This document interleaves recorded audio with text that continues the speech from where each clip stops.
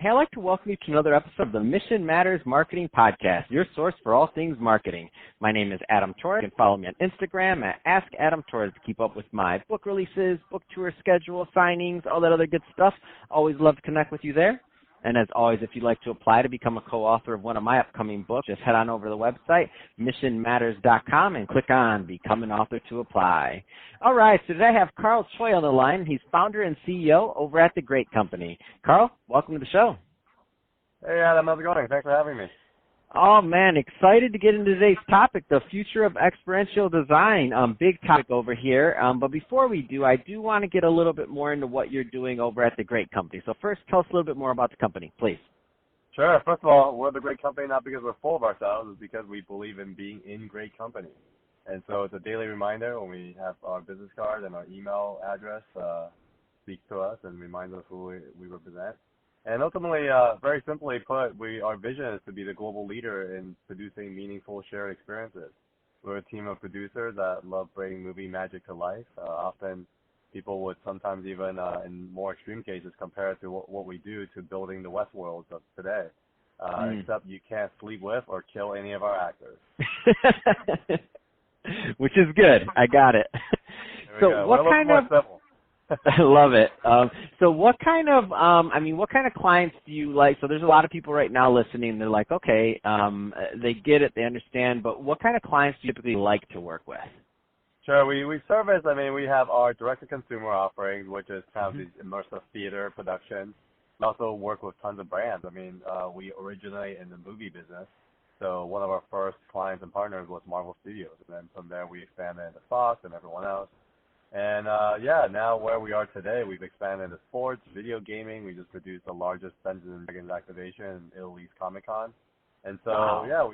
We love any IP-driven, content and ability to take our movie magic. And, we have a team of stuntmen, content creative fabricators that really bring these worlds to life. And so we're also seeing this type of storytelling being prevalent in the world of sports and even food and beverage and just retail and hospitality, needing to convey their brand story in their experiential design so that when consumers walk into their space, they can not only see what they're about, they could smell, touch, hear what they're about, and really walk away with an experience that's, only found in the presence of that brand.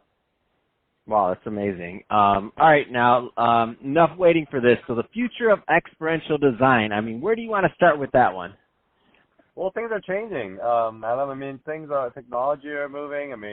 At the time of this recording, we're in the midst of this COVID-19, and, I think meaningful shared experiences could be reinterpreted in just mass gatherings. And, through technology, through innovation, I think there's a lot of ways for us to spend time together in a safer way. I think even in how we share experiences now, I think obviously folks are a lot more attentive to the hygiene of things. And so I think there's a lot more implementation and processes that need to be put into place so people can have not only meaningful shared experiences, but also safe shared experiences. And so what do you see as some ideas for that? So I get it. There's going to be other ways that we share experiences, but what are some ideas? Like, what do you see happening if you had your crystal ball? Yeah, my crystal ball is in the future. I think if anything, I think we've already seen it. Vertically integrated brand and storytelling as done by Disney. I think they've kind of figured out the formula. They've been able to take IP, market it through their film and TV, then bring you right back into their Disneyland, and then sell you their products through Star Wars Galaxy. And so I think brands are going to have to learn to adapt. That just being on one medium is not enough. You have to be vertically integrated. And when we say experiential design, not just the event itself, it's everything leading up to and post the event to bring it back full circle. Love it.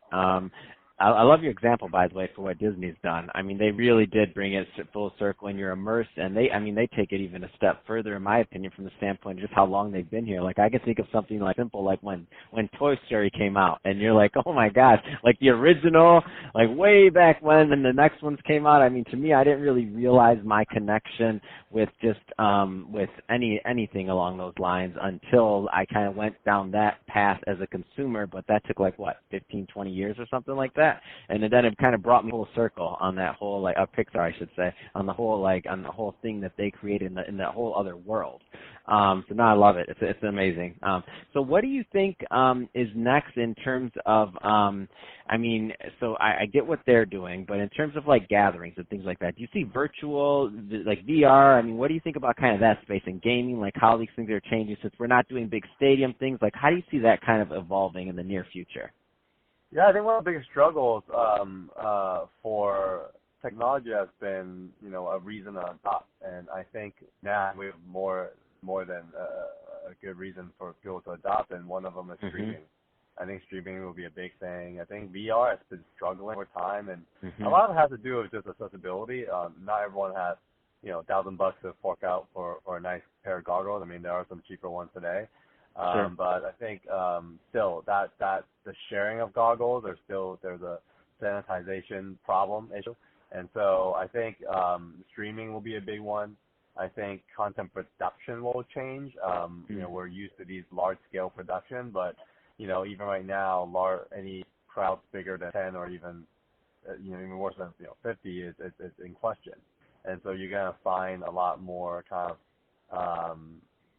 bootstrap type production, but because of the situation we are at hand, it's going to be elevated in quality. I do feel like travel is going to be tough, so things will be localized in a way. There's going to be a distrust in getting stuck in one place together because who wants to get stuck on a cruise for 2 months? I mean, that's personally my worst nightmare. I mean, I was stuck on a week. I second that. And so, yeah. And so I think everything is going to get localized. Often I think our generation may have, saved up our cash and, took a family trip to Disneyland or Disney World and spent a week there. I think we're going to now look for local options because it makes the more sense.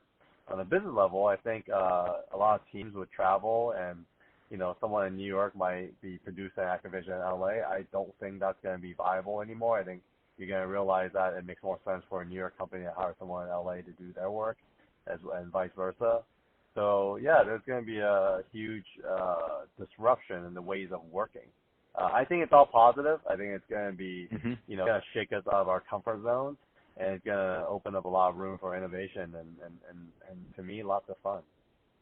Yeah, no, totally. I think I completely see the positive side of that too, and creating a lot of opportunity and maybe some of those biases that were once there. So certain, let's just say, even workplaces where they thought, oh no, we have to be face to face, or we have to be this, or this is just the way we do things, since they've been doing it like that for 20, 30 years. When they see that they had to adapt because they were somewhat forced to adapt, obviously, and maybe productivity and systems and processes changed, and possibly even depending on, this isn't going to be across the board, but I think when that happens, a lot of times good is going to come from it, and there's going to be some more effective processes and things done, and there's going to be some many aha moments of, oh my gosh, we could have done it this way the whole time. Like, I see that already happening. I'll tell you that. I mean, corporate travel budgets are going to cut tremendously, not because of this whole travel ban, because they're going to realize you don't need to travel that much. There's alternate solutions and get the same things done. Yeah, no, I like it. So, Carl, if somebody is listening to this and they want more information or they want to connect you, what's the best, first off, two-part question. Number one, what's the right type of company that's typically a good fit for the great company? And number two, what's the best way for that type of company to connect with you? Sure. The right fit of the companies, I think for us right now, like I mentioned earlier, I think any brand that has a story to tell. I think for us, we find ourselves often partnering with companies for education purposes first, because we realize the world we're in is still quite dynamic, and it's a whole different world, and Walt at Disney was way ahead of it all, and so being that, I think there's been like you said, like 50 years of history that has been unveiled, because it was all tricks and magic tricks that were secrets, but now they're not much secrets anymore, but there's still quite of a learning curve of what experiential design means.